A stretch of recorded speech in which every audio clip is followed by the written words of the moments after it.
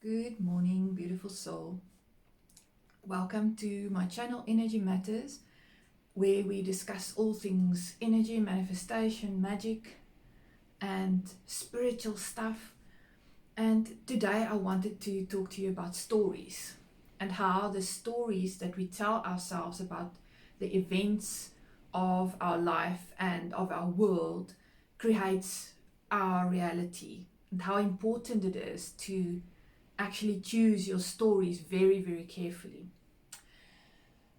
So, a long time ago, I was a journalist, and we were taught that you have to, in the first paragraph or so of your story, answer the 5 W's. So, the who, what, where, when, and then the how is the H, but the why is the 6 W. And you had to cover all of those basics. So whenever you wrote a story, you had to go back and check, because it's very easy, because you know it, to not put everything down as you're typing your story. And we tend to do the same thing in our life. We're sort of the journalist that's narrating the events of our life for ourselves, mostly, sometimes to other people, but the most important reader of your newspaper and your stories is yourself. So when a bad thing happens, we innately have this yearning of making sense of it, of understanding the meaning behind it, the why. Why did this happen? Why is this like this? And so I can give you an example of how we do this. I live in a complex, and the other day I was coming in through our complex gate, and I met one of the tenants who also live in this complex. And as we were passing each other, I greeted her and she didn't greet me back. And immediately I jumped into, oh, but why did she not greet me?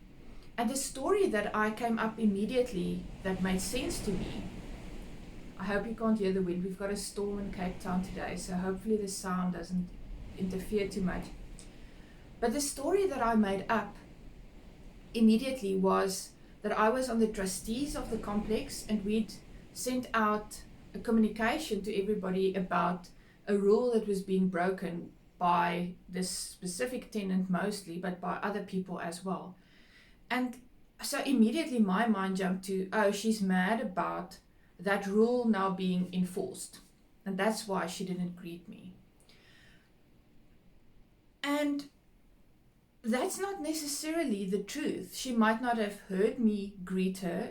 There might be various reasons why she decided not to greet me.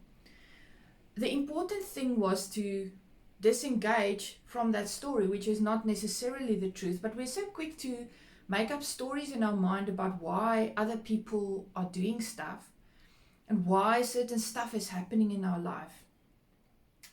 And we always have a choice. When a bad thing happens, which we judge as bad or we feel as bad, which doesn't feel nice to us, we can make up a story about it that is empowering or one that is disempowering.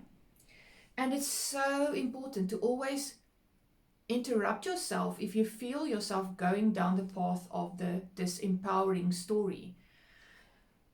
And the reason why is because our stories create our reality. And even if, so it's almost like, there's a TV series that's actually based on a book by Douglas Adams, which is called Dirk Gently's Holistic Detective Agency.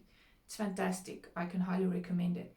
But in it, in one of the later seasons, I can't remember how many seasons there were, but it's sort of one of the, maybe season 2, 3, or 4.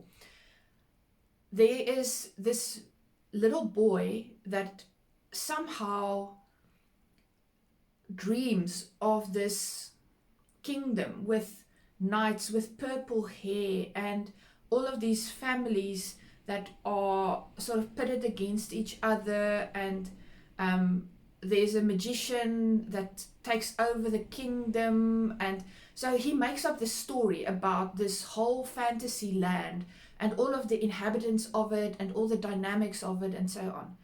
And then this reality becomes true. This kingdom, this fantasy land actually starts to exist with all of these characters in it playing their different roles and interacting with each other.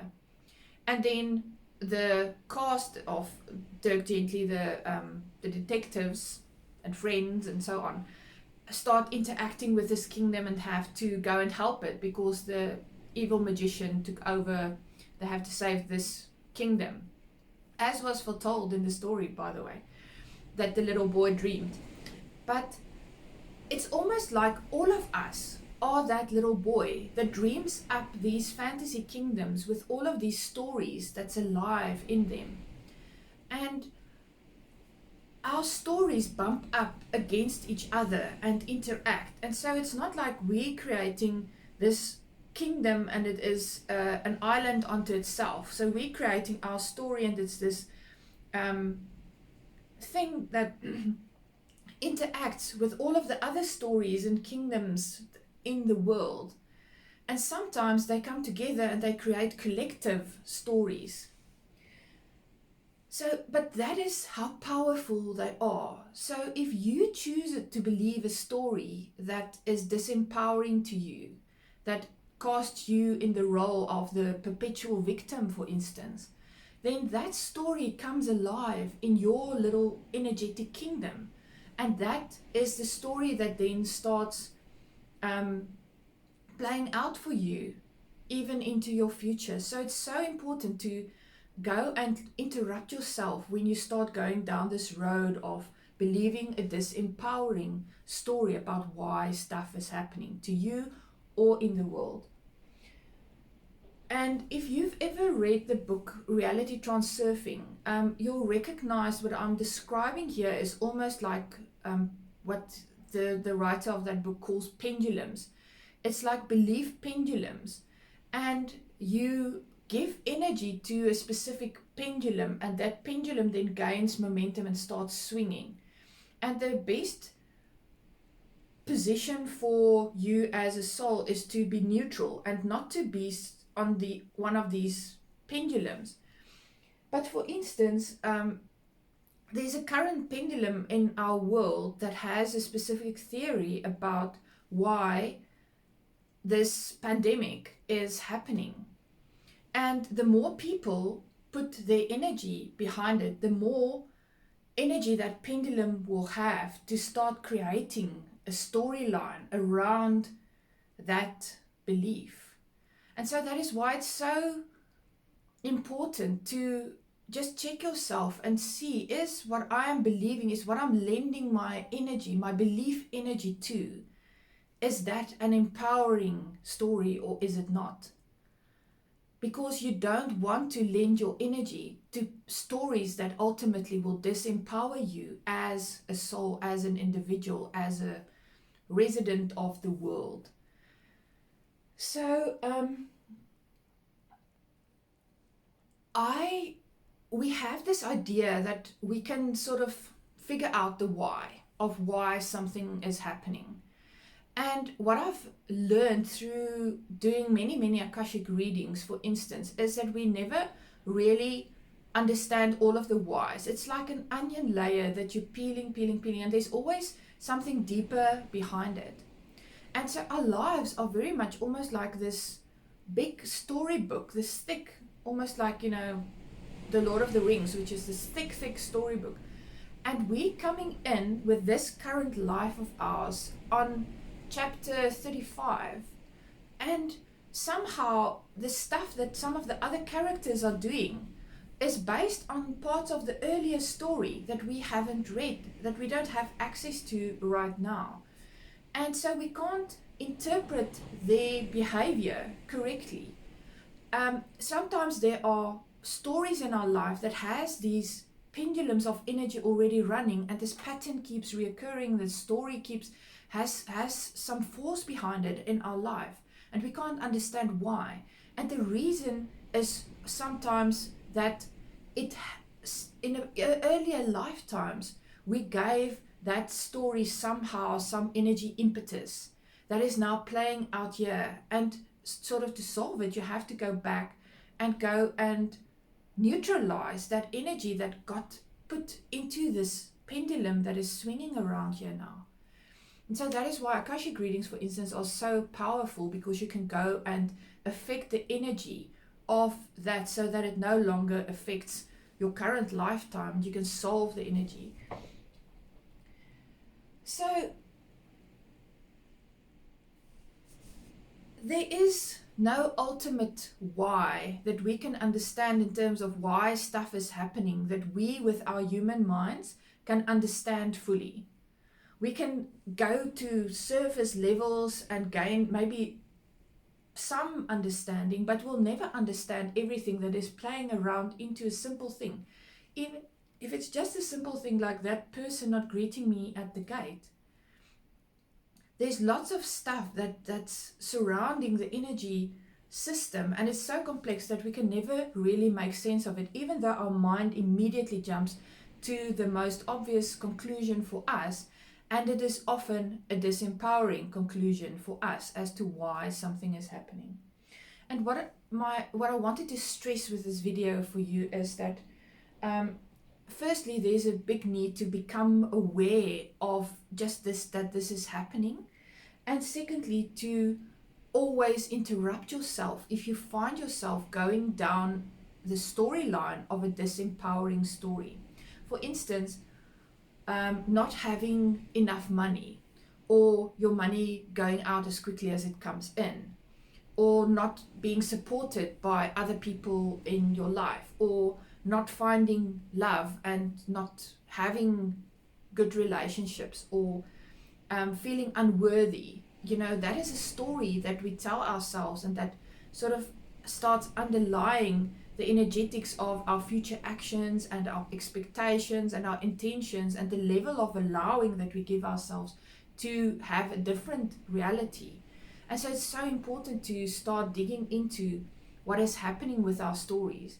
And the other thing is, our stories are like icebergs. So the part that's in your conscious awareness is just a very small percentage of the real story that's playing out in your subconscious and in your energetics and in your interactions with other stories and why. And so you can never do enough exploration, I believe, of your subconscious stories that's going on for you, and solving that and working around them, because they are so powerfully creative in terms of determining your reality for you.